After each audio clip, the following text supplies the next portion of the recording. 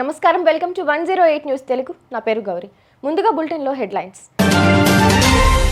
మావోయిస్టుల ముప్పు, AP CM Chandrababu భద్రతలో కీలక మార్పులు. Formula E case, IAS Aravind Kumar, HMDA మాజీ చీఫ్ ఇంజనీర్ బిఎల్ఎన్ రెడ్డిని విచారించనున్న ఏసీబీ.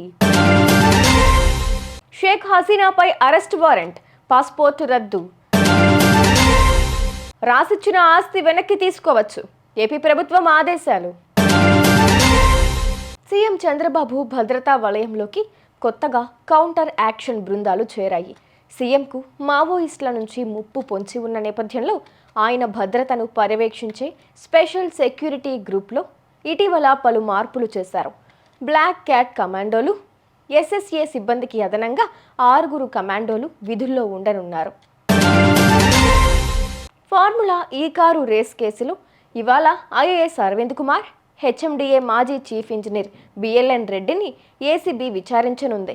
ఈ కేసులో A2గా అరవింద్, A3గా బిఎల్ఎన్ రెడ్డి ఉన్నారు. హెచ్ఎండిఏ నుంచి ఎఫ్ఈఓకు 45.71 కోట్ల రూపాయలు బదిలీ చేయడంపై వీరిని అధికారులు ప్రశ్నించనున్నారు.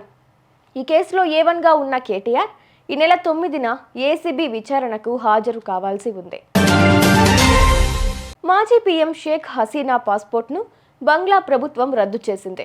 రిజర్వేషన్లపై చెలరేగిన అల్లర్ల సమయంలో కిడ్నాప్లు, హత్యలకు పాల్పడ్డారంటూ ఆమెతో పాటు మరో 11 మందికి ఇంటర్నేషనల్ క్రైమ్ ట్రైబ్యునల్ సోమవారం అరెస్టు వారెంట్ జారీ చేసింది.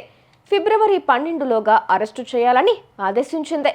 దీంతో ప్రభుత్వం ఆమె పాస్పోర్ట్ను రద్దు చేసింది.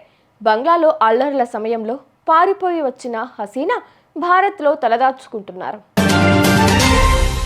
వయసు మీద పడిన తల్లిదండ్రులను పిల్లలు పట్టించుకోకపోతే వారికి రాసిచ్చిన ఆస్తి వెనక్కి తీసుకోవచ్చు. ఈ మేరకు సబ్ రిజిస్ట్రార్లకు ప్రభుత్వం ఆదేశాలు జారీ చేసింది. 2007 సీనియర్ సిటిజన్ల చట్టం ప్రకారం తమను పిల్లలు సరిగ్గా చూసుకోవట్లేదని తల్లిదండ్రులు ట్రైబ్యునల్ అధికారిగా ఉండే ఆర్డీఓకు ఫిర్యాదు చేయవచ్చు. విచారణలో నిజమని తేలితే ఆర్డీఓ ఇచ్చే ఆదేశాల ఆధారంగా సబ్ రిజిస్ట్రార్లు ఆస్తి డాక్యుమెంట్లను రద్దు చేస్తారు. చూసారుగా, ఇవి ఇవాల్టి బులెటిన్ అప్డేట్స్. మరో బులెటిన్తో మళ్ళీ మీ ముందుకు వస్తాను. అంతవరకు కీప్ వాచింగ్ 108 న్యూస్ తెలుగు.